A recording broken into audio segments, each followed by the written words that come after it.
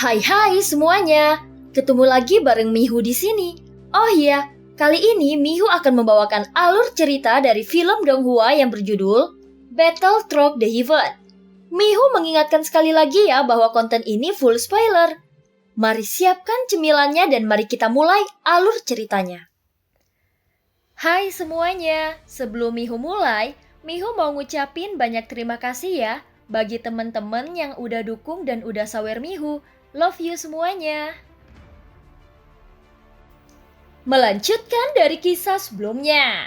Saat Chimi sedang berpikir, tiba-tiba perasaan tidak menyenangkan melekat.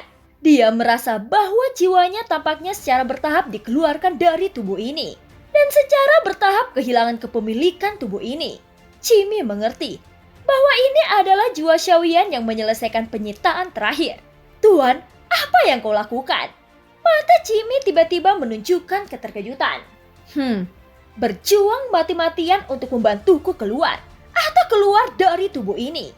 Ucap Xiaoyan tidak ingin berbicara omong kosong dengan Chimi. Meskipun Xiaoyan sedang bertarung saat ini, dia masih bisa mengetahui apa yang Chimi sedang pikirkan.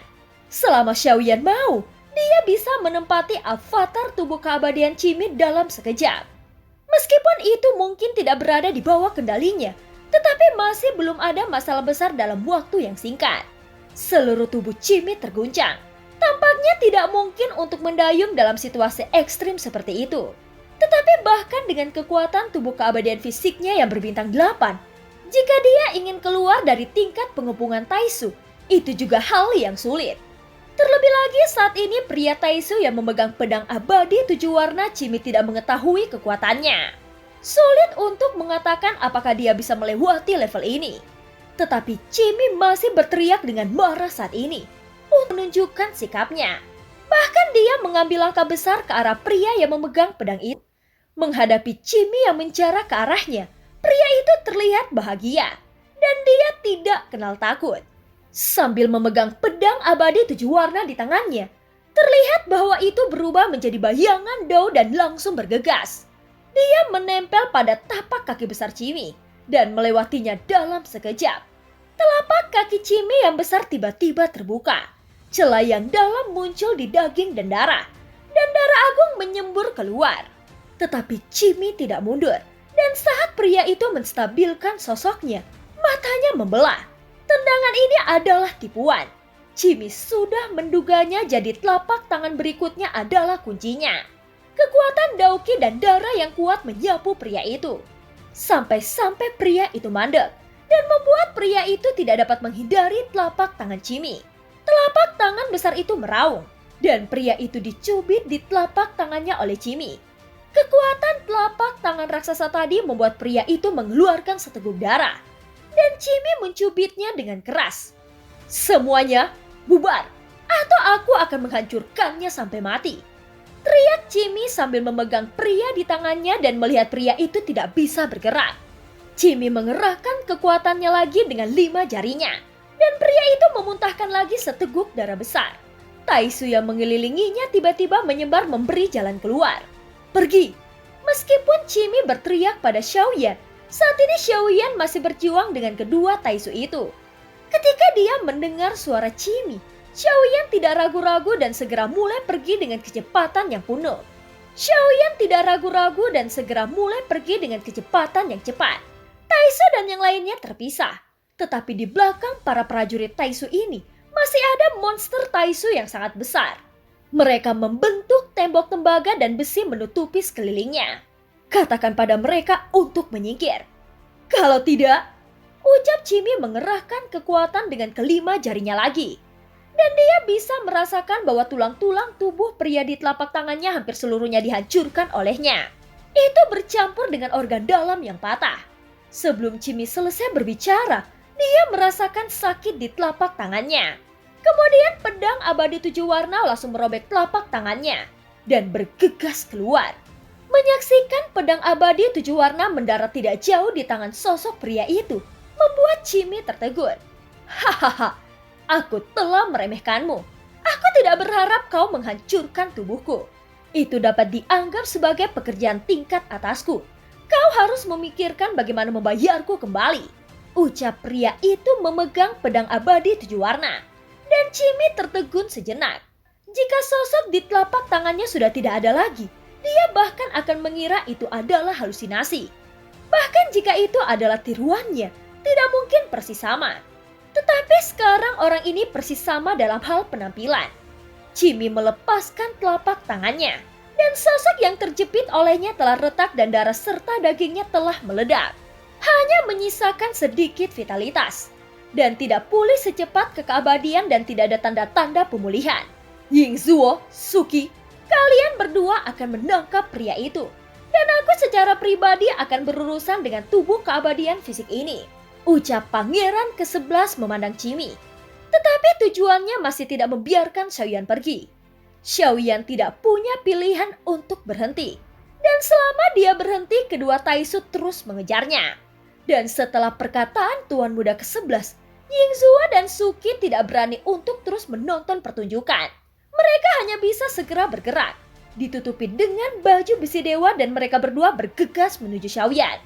Dan ada sekelompok prajurit Taisu di belakangnya. Semuanya pergi untuk mengepung dan menekan Xiaoyan. Pada saat ini sosok Xiaoyan terus menghindar. Dia tidak pergi untuk menghadapi dua prajurit Taisu ini.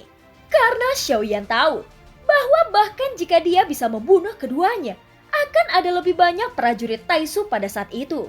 Dengan bahtera Taisu itu, mereka dapat mengembangbiakan dan menciptakan prajurit Taisu yang tak terhitung jumlahnya.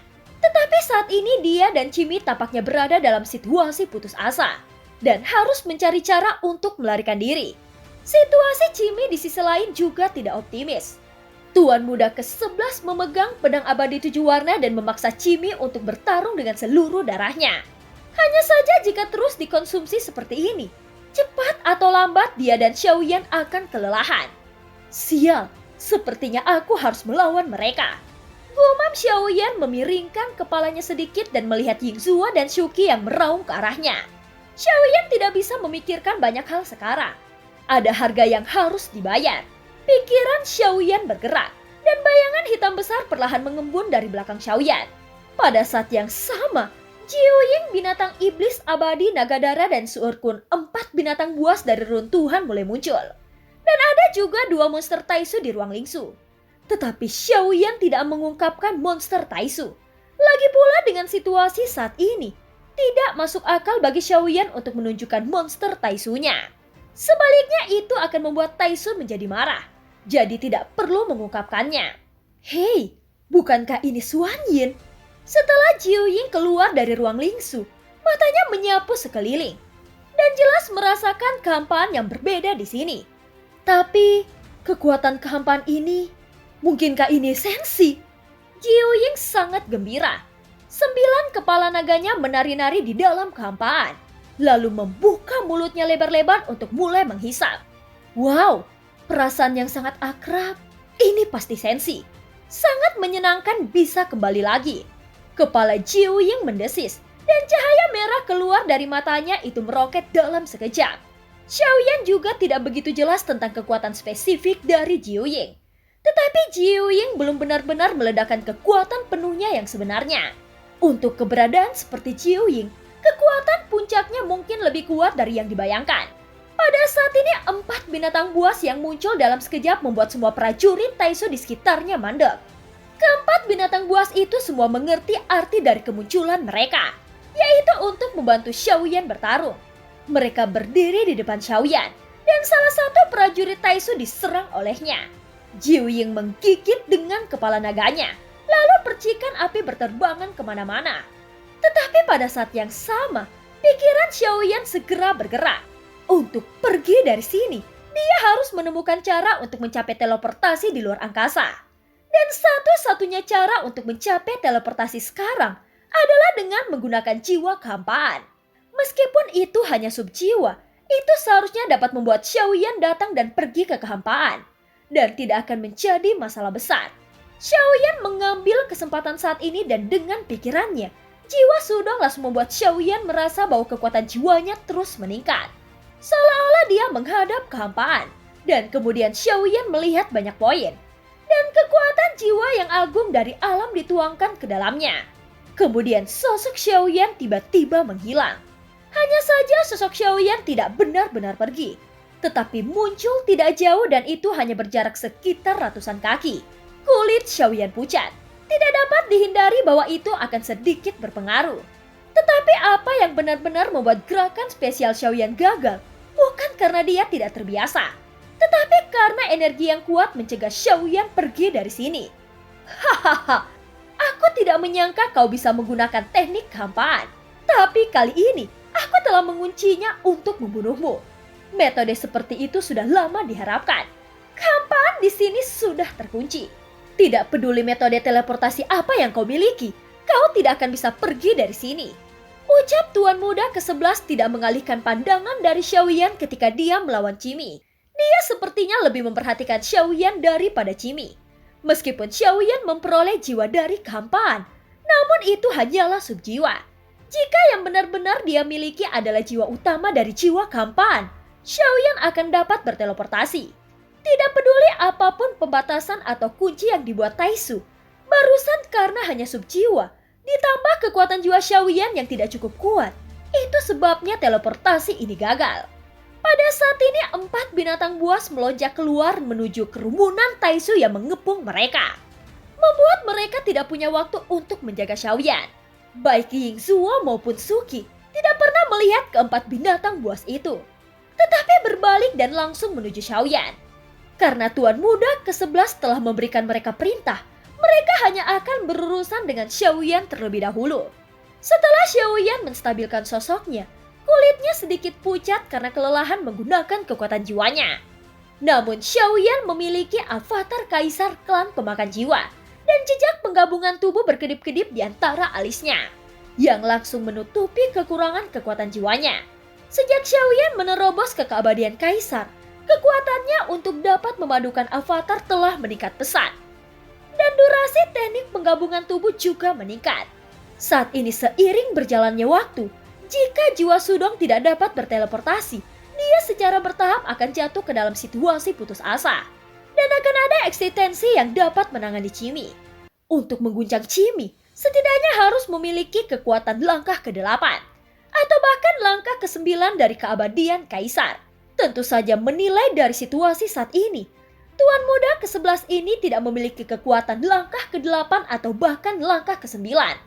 Xiaoyan tidak dapat sepenuhnya memahami kekuatan aslinya, tetapi dia dapat memastikan hal ini. Alasan mengapa dia dapat menekan Cimi adalah karena berkah dari baju besi dewa di tubuhnya. Dan yang lainnya adalah pedang abadi 7 warna di tangannya yang sangat mendominasi. Selain itu, Xiaoyan samar-samar bisa melihat beberapa raksasa berbentuk persegi di belakang monster Taisu di sekitarnya. Xiaoyan mengingat adegan yang dia lihat ketika dia memasuki alam Suanyin. Cimi jelas telah membunuh satu, tetapi sosok identitas kedua muncul dalam sekejap. Bagi Xiaoyan dan Cimi, perang ini adalah perang gesekan melawan Taisu. Tetapi pada akhirnya, hanya mereka berdua yang akan kelelahan dan runtuh. Jadi selama ada pertarungan, Taisu akan bisa menyeret Xiaoyan dan Cimi sampai mati cepat atau lambat.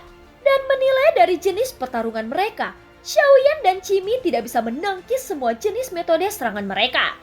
Sial, bagaimana mengatasi situasi putus asa ini? Apakah aku harus menggunakan pagoda emas?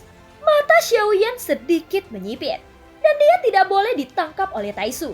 Begitu jiwanya dicari, dia pasti akan melibatkan alam Suanyin. Tapi saat ini sepertinya dia benar-benar dalam situasi putus asa. Setidaknya ketika Taisu berurusan dengan Xiaoyan dan Cimi, Taisu pasti tidak akan menggunakan kekuatan penuh melawan mereka. Lagi pula tujuan sebenarnya Taisu datang ke Sensi adalah untuk menyerang Sensi. Jika dia bahkan tidak memiliki kekuatan untuk menghadapi tubuh keabadian fisik bintang 8, maka Taisu akan dianggap terlalu lemah. Pada saat ini Taisu berurusan 2 dari mereka. Segala sesuatu tentang Xiaoyan dan Cimi sejauh ini sepenuhnya berada di bawah kendali mereka. Yang paling penting adalah setelah Xiaoyan kembali ke Sensi, lokasinya jauh dari lokasi ketika dia pergi. Bahkan jika Ratu Kuil Kuno telah membuat pengaturan, masih tidak mungkin untuk menentukan kapan Xiaoyan akan kembali dan di mana dia akan berada setelah kembali. Bahkan jika itu adalah Ratu Kuil Kuno, mungkin sulit untuk membuat tebakan yang akurat. Oleh karena itu sangat tidak mungkin bala bantuan ratu akan datang pada saat ini. Kecuali ratu benar-benar pintar dan bahkan dapat melihat ke masa depan. Namun sepertinya Ratu Kuil kuno akan mengetahui posisi spesifik Xiaoyan saat ini. Xiaoyan tidak pergi, tetapi menunggu di tempat dikelilingi oleh para monster Taisu. Bahkan jika Xiaoyan ingin melarikan diri, tidak ada tempat untuk melarikan diri saat ini. Alih-alih terus menghindar, Xiaoyan berencana untuk berhenti dan memikirkan dengan hati-hati tentang bagaimana memecahkan situasi saat ini. Faktanya sekarang Xiaoyan telah kembali ke Sensi. Selain pagoda emas, dia masih memiliki kartu truf yang kuat. Tetapi apakah kartu truf ini berguna? Namun Xiaoyan belum berencana untuk menggunakan kartu truf ini. Setidaknya dia belum mencapai situasi putus asa yang sebenarnya. Dan Xiaoyan masih ingat dengan jelas pelatihan dari ratu kepadanya. Semakin putus asa situasinya, semakin besar efeknya pada kultivasinya. Dan dia membutuhkan situasi seperti itu. Pada saat ini itulah yang dibutuhkan Xiaoyan untuk kultivasinya. Daripada meminta bantuan, lebih baik bertarung dulu baru berbicara. Hei, apakah menurutmu masih perlu untuk melawan? Ucap Suki tidak segera bertindak setelah mendekat, tetapi ingin membujuk Xiaoyan secara langsung. Api di mata Xiaoyan naik, dan pada saat suara Suki jatuh, cahaya menyilaukan tiba-tiba menyala dan kemudian Suki jatuh ke dalam kehampaan. Dia benar-benar kehilangan kesadaran dalam jiwa dan raganya. Bukan hanya dia, tetapi Ying Zuo di samping juga merasakan hal yang sama. Ketika mereka pulih, keduanya dengan dada bergelombang memuntahkan seteguk darah besar pada saat yang sama. Dan mereka menembak kembali di luar kendali.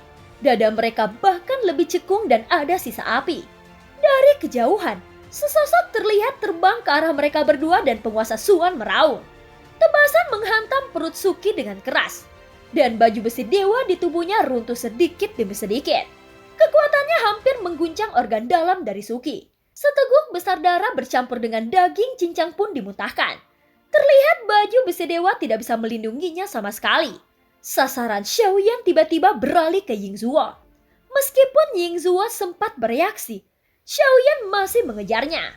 Dalam 2 langkah, dia telah berhasil meraih kepalanya mengabaikan topengnya dan memukulnya dengan keras. Xiaoyan menghancurkan topeng Ying Zuo dengan kepalanya sendiri. Di sisi lain, meskipun ada darah di dahi Xiaoyan, lukanya hilang dalam sekejap mata. Terlihat betapa kuatnya kekuatan fisik Xiaoyan saat ini. Xiaoyan melihat baju besi dewa pada Ying Zuo dan Suki. Jumlah kristal merah di dada mereka telah melebihi 10 biji. Dan kristal merah tidak lagi berkumpul di dada. Baju besi dewa pada mereka jelas lebih kuat. Tapi itu masih tidak bisa dibandingkan dengan tubuh keabadian fisik Xiaoyan.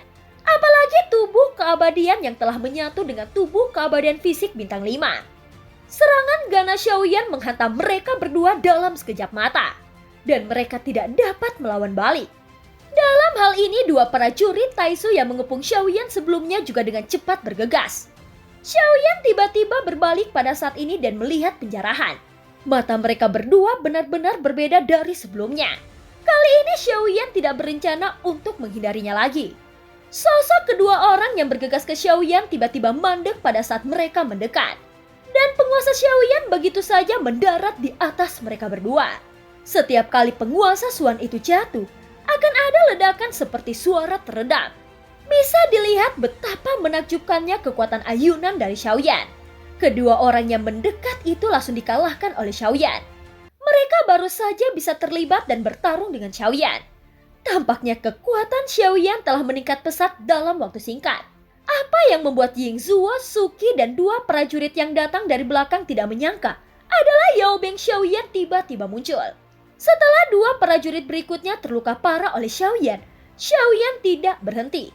Tetapi di bawah tatapan prajurit Taisu yang tak terhitung jumlahnya di sekitarnya, dia mencabut nyawa dari baju besi dewa dan mengambil baju besi dewa lalu memasukkannya ke dalam cincin penyimpanannya.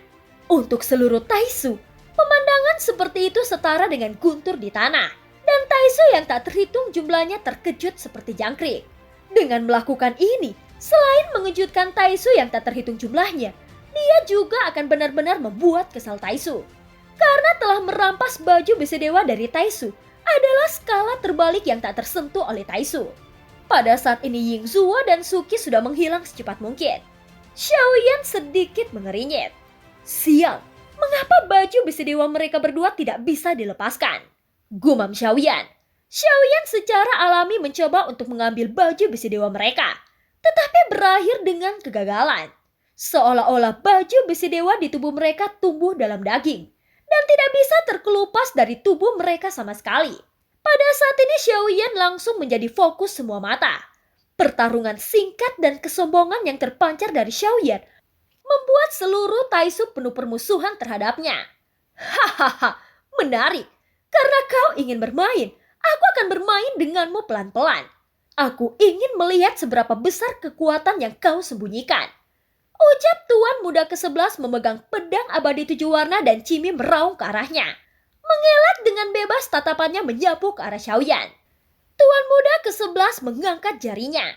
Dan terlihat ratusan prajurit Taisu mengenakan baju besi dewa emas gelap dengan lebih dari 8 kristal merah di dada mereka bergegas keluar. Dan kemudian bergegas menuju Xiaoyan dengan agresif. Karena itu dikirimkan ke pintuku, aku akan menerima semuanya. Ucap Xiaoyan dengan mata dingin dan tegas, sama sekali tidak menunjukkan rasa takut. Keempat binatang buas itu juga mengguncang Taisu tanpa daya. Tetapi Xiaoyan masih bisa merasakan bahwa Taisu masih belum serius berurusan dengan mereka, yang membuat Xiaoyan sedikit mengerinyit. Apakah kau menguji kami? Atau apakah kau menggunakan kami sebagai umpan? Ucap Xiaoyan menyipitkan matanya sedikit. Dia jelas memiliki kekuatan untuk menghancurkan mereka. Tetapi Taisu tidak menaklukkan mereka tepat waktu. Ini menunjukkan bahwa Taisu memiliki ide yang lain. Tapi apakah kau benar-benar berani menangkap ikan di belakangku? Ucap Xiaoyan lagi. Sudut mulutnya sedikit terangkat. Mereka mencoba untuk melihat apakah ada keberadaan lain di belakangku. Berbicara secara logis, mereka sebenarnya tidak yakin. Jadi ini adalah godaan. Mereka ingin menggunakan kami sebagai umpan untuk menangkap ikan yang lebih besar. Tetapi mereka tidak tahu apakah itu benar-benar ada atau tidak. Dan ada baiknya menghabiskan waktu. Gumam Xiaoyan lagi sambil berpikir di dalam hatinya. Meskipun Taisu sepertinya ingin menangkap mereka, Taisu tidak pernah menggunakan kekuatan yang seharusnya mereka miliki. Menurut pendapatnya, tubuh keabadian fisik bintang 8 sangat kuat untuk Taisu. Dia berani menyerang Senshi.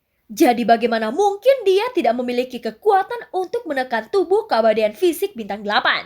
Ketika Xiaoyan menyadari hal ini, dia mengerti bahwa Taisu sedang mempermainkan mereka saat ini dan memiliki tujuan yang lebih dalam. Tetapi untuk keterlambatan Taisu dalam hal apa yang ingin dia lakukan, itu hanya tebakan Xiaoyan. Xiaoyan tidak tahu apa yang terjadi jika dia menunda-nunda. Tetapi Xiaoyan tidak mau terus memikirkannya. Kemudian Xiaoyan terus mengambil. Pada saat ini Xiaoyan terus mengambil baju besi dewa dengan cara seperti itu. Sekarang Xiaoyan telah mengumpulkan banyak baju besi dewa. Tetapi untuk mewujudkan rencana di hati Xiaoyan, dia harus menggunakan tahanan roh dan Yetian pada saat yang sama. Jika rencananya berhasil, dengan mengandalkan kemampuan Yetian untuk membuat pasukan boneka dan menambahkan baju besi dewa, maka pasukan boneka ini dapat diberkahi dengan kekuatan keabadian. Dengan cara ini kekuatannya tidak bisa diremehkan. Untuk menyempurnakan sekelompok pasukan Taisu milik Xiaoyan, selama cukup baju besi dewa, maka itu tidak bisa dihindari. Karena Taisu ingin menggunakan perang untuk mendukung perang, maka Xiaoyan juga dapat menemukan cara untuk menggunakan kekuatan Taisu. Dan mungkin akan ada kesempatan untuk melihat adegan dua prajurit Taisu saling bertempur di medan perang. Ratusan prajurit Taisu bergegas. Pada saat ini ratusan prajurit Taisu bergegas menuju Xiaoyan. Xiaoyan memiliki target yang jelas. Menghadapi sosok yang meraung, Xiaoyan tidak memilih untuk mundur, tetapi melangkah maju dengan telapak kakinya. Dan pada saat yang sama sosoknya tersapu pergi dengan lingkaran gelombang api. Dia juga menyerbu keluar memegang penguasa Suan dan bergegas langsung ke kerumunan ratusan Taisu. Pada saat berikutnya lautan api tersapu. Dan Xiaoyan di lautan api tidak dapat dihentikan. Meskipun ada ratusan prajurit Taisu, mereka tidak dapat mengguncang Xiaoyan sama sekali. Bahkan jika serangan itu mendarat di tubuh Xiaoyan, luka apapun akan sembuh seketika. Meskipun tubuhnya tidak sekuat tubuh keabadian fisik bintang 8 Chimi. Namun selain itu, Xiaoyan juga memiliki avatar Zuchi yang kekuatannya telah mencapai langkah keempat keabadian kaisar. Ketiga avatar yang dimiliki Xiaoyan sekarang memiliki kekuatan yang berbeda. Dan tentu saja kekuatan tempur Xiaoyan dapat dinaikkan ke tingkat yang sangat mengerikan. Pada saat ini jeritan melengking datang dari lautan api. Serangan Xiaoyan sengit. Serangan akurat tapi tidak akan menghancurkan kristal merah di baju besi dewa mereka. Mencoba untuk mempertahankan baju besi dewa utuh sebanyak mungkin. Dan kemudian mengambilnya setelah membunuhnya. Hampir 100 prajurit Taisu tidak bisa bertahan lebih lama dari sebatang dupa di tangan Xiaoyan. Tanpa terkecuali, mereka tidak hanya dibunuh oleh Xiaoyan, tetapi semua baju besi dewa di tubuh mereka diambil oleh Xiaoyan. Setelah beberapa saat, Xiaoyan mendengar tepuk tangan meriah. Mengikuti suara itu, seorang pria tergantung di kehampaan, menatap Xiaoyan dengan senyum di wajahnya. Penampilan pria ini sudah tidak asing lagi, karena ini adalah tuan muda ke-11 yang saat ini masih melawan Chimi. Pakaian dan wajahnya persis sama. Seolah-olah mereka kembar tapi jelas tidak. Namun Xiaoyan tahu Taisu. Taisu bisa membuatnya. Jadi tidak mengherankan bahwa ada dua dari mereka. Xiaoyan memandangi tuan muda ke-11 dengan tenang. Kekuatanmu sangat menarik. Tetapi kau berani menantang Taisu dengan ini sendirian. Jika kau memiliki cara tersembunyi, mari kita tunjukkan. Apakah kau masih memiliki kekuatan cadangan atau menyiapkan penyergapan?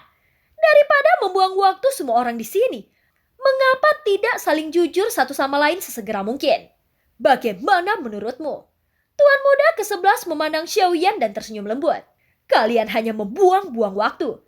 Tapi aku telah memperoleh banyak hal, ucap Xiaoyan. Karena tuan muda ke-11 ingin berbicara dengannya, Xiaoyan tidak pelit dan menjawabnya. Hahaha, bahkan jika baju besi dewa diambil olehmu, itu bisa jadi apa? Dengan kemampuan teknologi Minghe kuno di Senshi, tidak mungkin untuk memecahkan batasan pada baju besi dewa. Jadi tidak peduli seberapa kuat baju besi dewa itu, kau tidak dapat menggunakannya. Dan itu hanya akan jadi tumpukan limbah, ucap tuan muda ke-11 berkata dengan dingin. Xiaoyan sejauh ini belum mengenakan baju besi dewa dalam pertempuran. Tetapi setelah suara tuan muda ke-11 jatuh, cairan hitam di tubuh Xiaoyan mulai mengalir, menutupi seluruh tubuh Xiaoyan dalam sekejap mata. Dan baju besi dewa mulai memadat di tubuh Xiaoyan. Saat ini ada prajurit Taisu di sekitarnya. Jadi adegan ini dan percakapan mereka semua didengar oleh prajurit Taisu. Ketika mereka melihat baju besi dewa muncul di tubuh Xiaoyan dengan mata kepala sendiri, prajurit Taisu yang tak terhitung jumlahnya menarik nafas dalam-dalam. Dan bahkan ekspresi wajah tuan muda ke-11 yang barusan masih percaya diri, kini terdiam seperti batu. Dan film pun berakhir. Terima kasih udah dengerin Mihu dari awal sampai akhir ya. Sampai jumpa. Sampai jumpa.